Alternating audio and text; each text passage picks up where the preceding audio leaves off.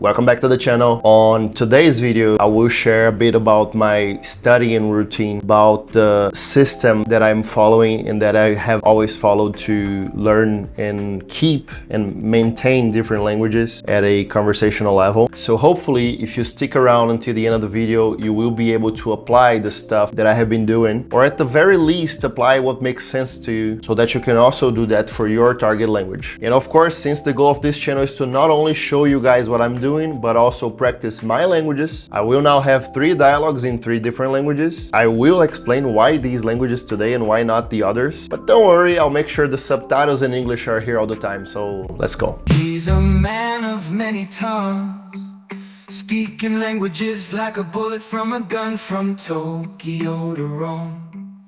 He's got them all mastered. They say konnichiwa in the land of the rising sun. Then bonjour in the city where lovers run. He'll charm the senoritas with hola, como estas? Ciao Stefano, come stai oggi? Allora, oggi ho voglia di parlare su mia routine di studio di lingue straniere. Che bello, parlare della tua routine è una gran idea. Raccontami una cosa sola sulla tua routine. Quando studi o quale lingua studi adesso? Va bene, allora la cosa più importante per me, ci sono 3 cose importanti che facciano il processo più spontaneo, posso dire, per me, che facciano con cui non sia troppo difficile di imparare, parlare ogni giorno, ascoltare ogni giorno. Queste cose sono immersione, conversazione e revisione. Immersione, conversazione e revisione sono fondamentali e sembrano proprio adatte a te. Immersione è ascoltare musica, podcast o guardare serie come fai tu la sera. Continua così, funziona davvero. Conversazione è praticare con qualcuno anche pochi minuti al giorno. Revisione significa ripassare le parole nuove e gli errori, magari con flashcard o rileggendo appunti. Questo cementa ciò che impari. Possiamo iniziare per immersione. Per me ci sono 2 tipi di immersione, che sono l'immersione attiva e l'immersione passiva. Cosa significa fare l'immersione passiva? Significa che ascolto qualcosa mentre faccio un'altra cosa. Per esempio, se faccio un caffè, mentre faccio un caffè ascolto un podcast italiano. Per esempio, podcast italiano. Allora, fare l'immersione attiva significa prendere attenzione a qualcosa, per esempio in italiano, per ascoltare e capire di più. Hai capito molto bene la differenza di immersione passiva e ascoltare italiano mentre fai altro, come il caffè Mentre o fai cammini, altro. senza concentrarti troppo. Senza Ottimo concentrarti per troppo. abituare l'orecchio. Ottimo per abituare l'orecchio.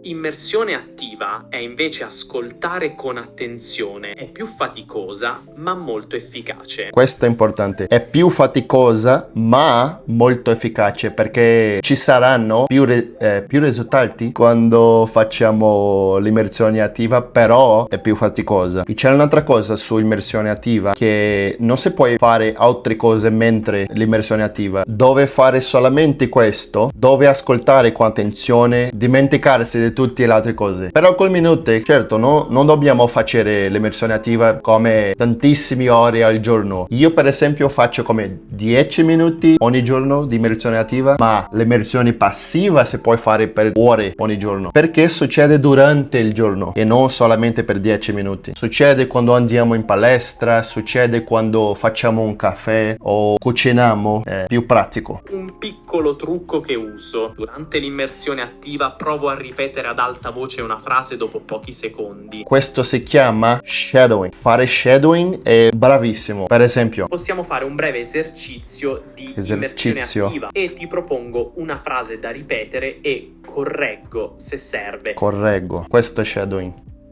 Va bene, su conversazione parleremo in francese. Alors, aujourd'hui, je parlerai avec Elisa. Salut Elisa, comment ça va? Alors, aujourd'hui, je voudrais parler à un sujet que j'adore vraiment. Le 3 Comment peux-je dire pilers? Je ne sais pas.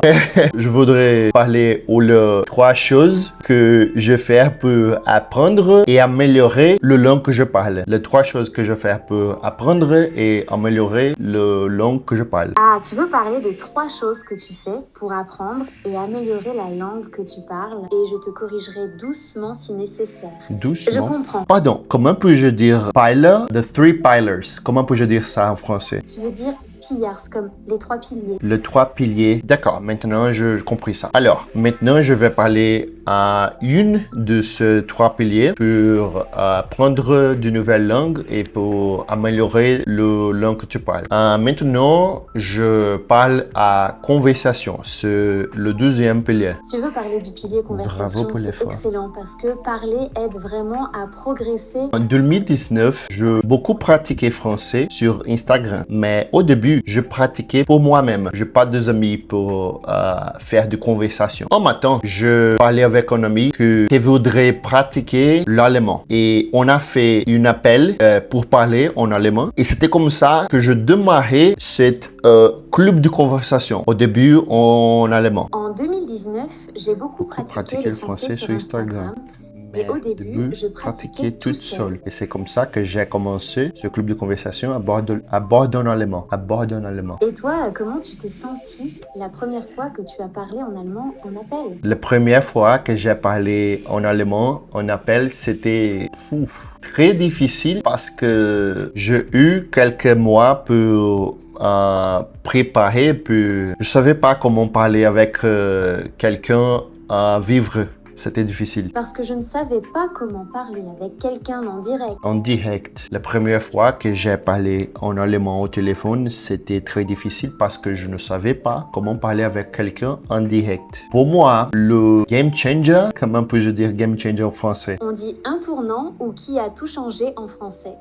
Tu peux aussi dire ça a tout changé pour moi ou le vrai changement. À mon avis, le vrai tournant, qui a tout changé, c'était quand j'ai commencé des appels avec le partenaire tandem. Qu'est-ce que c'est une tandem? C'est une personne qui a envie d'apprendre une langue que je parle et qui parle une langue que je voudrais pratiquer. Alors, c'est comme un échange de langue. Le vrai tournant, ça a été de faire des appels avec un partenaire tandem. Oui, un tandem, c'est une personne qui veut apprendre ta langue et qui parle la langue que tu veux pratiquer. C'est un échange de langue. Un échange de langue, c'est un échange de langue. En fait, comme je viens de rencontrer, au début, je n'ai pas de partenaire tandem pour français. Pour l'allemand, j'ai eu une partenaire tandem et on a fait des échanges d'allemand pour l'espagnol. Pour l'italien, on a fait des échanges d'italien pour portugais du Brésil. Pour l'espagnol, j'ai fait des échanges avec 3 personnes. Une fille du El Salvador qui a échangé l'espagnol pour portugais du Brésil. Il y avait aussi un homme de Costa Rica. Et finalement, il y avait une fille du Pérou. Et on a échangé l'espagnol pour anglais aussi. Mais l'échange plus important pour moi, c'était mon échange de russe où on a échangé russe pour portugais du Brésil et j'ai vraiment beaucoup pratiqué le russe. Je me souviens que on a parlé chaque semaine 3 fois par semaine, chaque lundi, mercredi et vendredi, pour 30 minutes en russe et 30 minutes au portugais du Brésil et elle a vraiment changé ma vie et en fait changé la manière avec laquelle je apprends de langue parce que maintenant c'est pas sur études, c'est général sur faire connaissance de nouvelles personnes y faire de nouvelles amis. Ahorita vamos a practicar español. Hola Connor, hoy me gustaría hablar de los 3 pilares de aprendizaje de idiomas que intento practicar todos los días, incluso los fines. Hoy he hablado de conversación, inmersión y revisión, pero ahorita me gustaría hablar solamente de revisión. Revisión es clave para mantener lo que aprendes y para no olvidar vocabulario y estructuras. Una técnica útil es repasar frases que ya sabes en voz alta. Estoy de acuerdo contigo y también creo que hay diferentes tipos de de revisión, porque podemos hacer revisión como estudiando con un libro, una gramática, por ejemplo, pero también ver una película. De hecho, la conversación también puede ser un tipo de revisión. Sí, exactamente. Revisar con un libro o una gramática es muy distinto a revisar escuchando música o viendo una película. Viendo una película. Sí, yo personalmente, a mí me gusta escuchar música, pero para realmente obtener éxito con los idiomas que practico, intento siempre ver una película o un video en YouTube, porque hay contexto. La pronunciación y el acento es para mí más real, por lo menos en mi opinión, y por eso intento siempre ver algo como películas o videos en YouTube o series. Querías decir que te gusta escuchar música, pero que para progresar de verdad prefieres ver películas o videos en YouTube. Que para progresar de verdad. Ver series cortas o videos con subtítulos te da frases útiles y repeticiones naturales. Y si vuelves a ver la misma escena, aprendes mucho mejor. Ahora, aunque conversación y ver películas y videos en YouTube también sea un modo de inmersión, yo creo que la mejor forma de revisión es leer, en verdad, estudiar los errores que hacemos. Leer y escribir te permite fijar la gramática y el vocabulario con calma y volver sobre lo que fallaste. Fijar la gramática. Cuando repasas un error y lo corriges en varias frases, se queda mejor en la memoria. Cuando repasas un error y lo corriges en varias frases. Cuando yo tenía tantísimos tándems hace unos 3 o 4 años, algo que hacía todos los días era repasar mis errores en mi cuaderno. ¿Cómo lo hacía? Yo pedía a mi tándem que escribiese mis errores en el chat. Después de la llamada, yo copiaba este chat y transcribía todo en mi cuaderno. Y por último, al final, después de haber escrito a todo, yo de hecho hacía como un análisis de todo e intentaba enfocarme en las cosas que yo juzgaba que eran más importantes. Ese fue el tercer pilar de mi sistema de aprendizaje. Revisión. Now, I know you must be wondering, how are you supposed to juggle so many languages? If you speak more than one foreign language, or if you intend on learning more than one. And I know there is no universal answer for this, but I'll share a bit about my experience. So, what I found out, especially in my case, because I'm practicing 5 foreign languages. So, Brazilian Portuguese is my native language. English, I use it for work every day, so it doesn't count as well. So, how do I juggle the 5 others? What personally worked for me in the past, and well, it's working now, is that I take turns between these languages. So Mondays, Wednesdays, and Fridays are the days on which I practice Russian and German, and Tuesdays and Thursdays, today's Thursday, are the days on which I practice Spanish, Italian, and French. How come?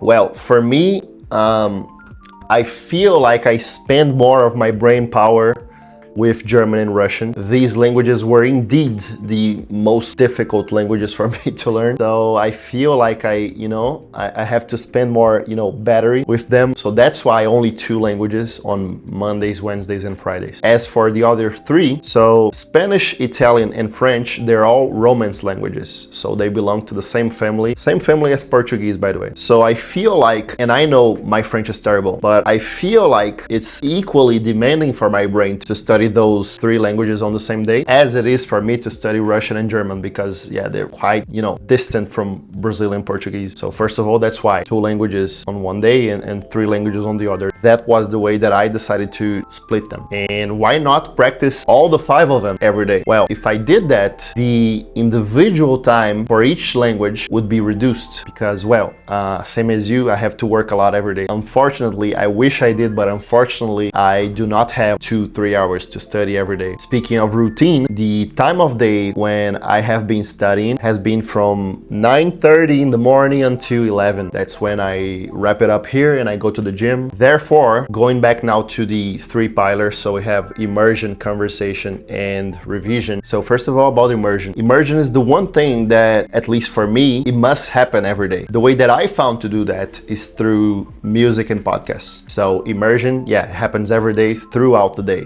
A little little bit in the morning, a little bit in the afternoon, a little bit in the evening, like drinking water. Conversation, as I just said, I take turns between these languages. German and Russian, the languages that are most challenging for me, I do them 3 times a week. And my Romance languages, French, Spanish, and Italian, 2 times a week. As for revision, I do it the same way that I do conversation, because before I start each conversation session here on my computer, what I like to do is I get my notebook here. So I have one notebook for each language, basically. And what I do, like I said, is I review the notes about the mistakes that I made in the last session. So before I start the next session, so the one I did now, I reviewed the mistakes from the last one. That's how I insert the revision part of the formula into my routine. Now, if you have any further questions you'd like to address that I didn't answer in this video, and you think that somehow I can help you go further, you can schedule an individual, personalized one-to-one call with me, clicking on the link down below in the description of the video. Also, if you're a native speaker of the languages that I practiced here and you have any advice for me, please leave a comment here down below. It would mean the world to me. Make sure to